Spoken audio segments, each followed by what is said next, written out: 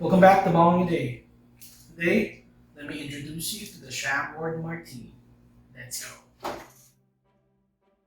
Please subscribe to the channel and click on the bell button to see future episodes being uploaded. So first, let's chill some martini glass. Set that aside. And now, I measure a hint or 2 ounces of vodka, an ounce of Chambord, which is raspberry liquor, and then 2 ounces of pineapple juice.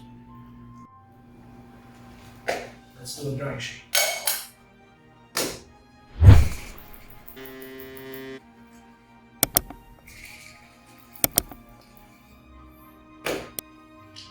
Now, martini glass is chilled.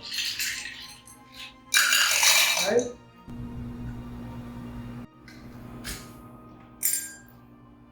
Let's pour the mix.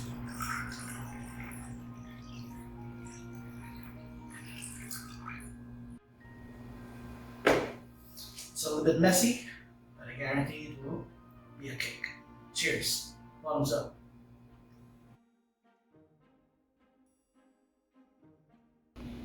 Cheers. Bottoms up.